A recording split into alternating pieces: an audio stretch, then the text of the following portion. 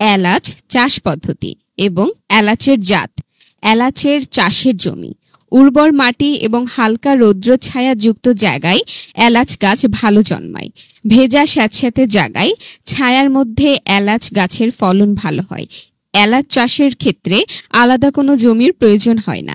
অন্য গাছের ছায়ায় নিচে অর্থাৎ মেহগনি, আকাশমণি বা এ জাতীয় বাগানের ভেতর গাছের ছায়াযুক্ত স্থানে অথবা বাড়ির আঙিনা অথবা ফলদ বৃক্ষের বাগানে এলাচ চাষ করলে এলাচের ভালো ফলন হয়। অন্য ফসলের মাঠে এলাচ চাষ করলে ফলন ভালো পাওয়া যায় না। চারা রোপণের হার। শতক প্রতি 14টি এলাচের চারা লাগে, অর্থাৎ বিঘা প্রতি 33 শতকে 460টি চারা রোপণ করা যায়। চারা রোপণের দূরত্ব। এলাচের চারা লাইনের রোপণের জন্য চারা থেকে চারার দূরত্ব হবে 4 হাত এবং লাইন থেকে লাইনের দূরত্ব হবে 3.5 হাত। এই রোপণ দূরত্ব অনুসারে এলাচের চারা রোপণ করা ভালো। জমি তৈরি ও সার ব্যবস্থাপনা। 1 বিঘা বা তার উপরে জমি তৈরি করতে হলে অবশ্যই মাটির 3 ধরনের পরীক্ষা করে নিতে হবে। প্রতিটি জেলায় সরকারি মাটি পরীক্ষা কেন্দ্রে গিয়ে মাটি পরীক্ষা করে নিতে হবে। কৃষক পর্যায়ে মাটির পরীক্ষার জন্য 30 টাকা ফি দিতে হবে।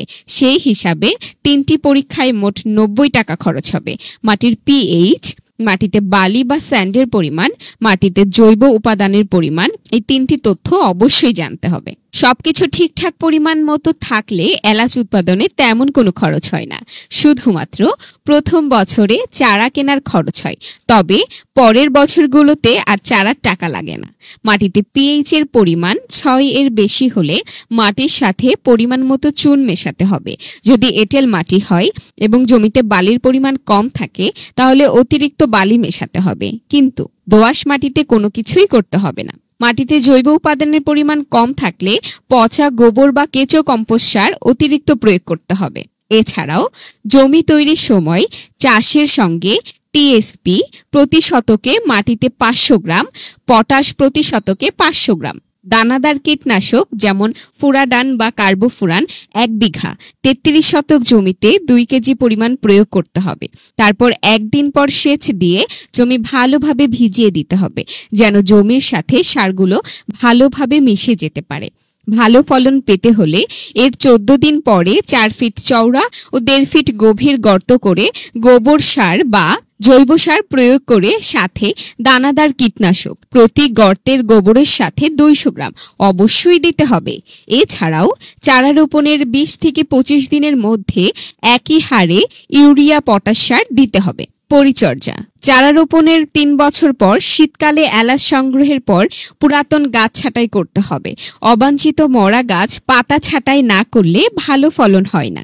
শীতকালে এলাচ গাছে ফুল ও ফল হয় না, তাই শীতকালে মরা গাছ ও দুর্বল গাছ ছাঁটাই করা উত্তম। এলাচ গাছে যে স্থানে ফল ধরে। বর্তমানে বাংলাদেশে এলাচের যে জাতগুলো আছে সেগুলোর সবগুলোই গাছের গোড়ায় মাটি সংলগ্ন ও গুচ্ছাকারে ফুল গজায়। পরে সেই ফুলগুলো থেকে গুচ্ছ আকারের ফল হয়ে থাকে। পূর্বে বাংলাদেশে অনেক এলাচের গাছ দেখা যেত, সেগুলোতে 2-3 বছরের মাথায় ফুল আসতো গাছের শাখায়, কিন্তু যুগের পর যুগ কেটে গেলেও কখনো ফল ধরতে দেখা যেত না সেসব এলাচ গাছে। সেগুলো ছিল বন্য প্রজাতির গাছ। এখনো দেশের আনাচে কানাচে এই বন্য প্রজাতির গাছ মাঝে মাঝেই দেখা যায়। ফলে উৎপাদনকারী কৃষক এসব জাতের গাছ লাগিয়ে বঞ্চিত হতো। এর কারণেই হয়তো সঠিক জাতের অভাবে আমাদের দেশে এতদিন এলাচ চাষ সম্প্রসারণ করতে পারেনি। ফসল সংগ্রহ ও সংরক্ষণ। বাংলায় আষাঢ় মাসে এলাচের এই জাতগুলোর ফুল আসে এবং ভাদ্র ও আশ্বিন মাসের শেষের দিকে এলাচ পরিপক্ক হয়। তখন বাগান থেকে কাঁচা এলাচ সংগ্রহ করে রোদে শুকাতে হয়, অথবা বেশি পরিমাণে উৎপাদন করলে ড্রায়ার মেশিনের সাহায্যে শুকাতে হয়। বর্ষাকালে হয়ে থাকে বলে এলাচ না শুকিয়ে ঘরে রাখলেও পচন ধরার সম্ভাবনা বেশি থাকে। এলাচ ফল পরিপক্ক হলে ফলগুলো দেখতে কিছুটা সবুজের উপরে লালচে হবে। এলাচের বাজার মূল্য বিঘা প্রতি উৎপাদন হয় সর্বনিম্ন 600 কেজি থেকে সর্বোচ্চ 1000 কেজি। সেই হিসাবে বিঘা প্রতি 1000 × 1000 = 10 লক্ষ টাকা আয় করা সম্ভব। এখন পর্যন্ত এমন কোনো ফল বা ফসল বাংলাদেশে নাই যাতে প্রতি বিঘায় আয় হবে 10 লক্ষ টাকা। এলাচ চাষের সতর্কতা। চারা রোপণের পর জমিতে সেচ দিতে হবে, তবে জমিতে পানি জমে থাকতে দেওয়া যাবে না। অতিরিক্ত পানি জমিতে জমে থাকলে ড্রেনের ব্যবস্থা করে পানি নিষ্কাশন করতে হবে। ঘন বর্ষায় চারা লাগানো যাবে না। চারা রোপণের পরপর কার্বানডাজিম গোল্ড জিম গ্রুপের ছত্রাকনাশক পানির সাথে পরিমাণ মতো মিশিয়ে গাছের একেবারে গোড়ায় স্প্রে করতে হবে। গোল্ড জিম এলাচ গাছের জন্য ভালো কাজ করে।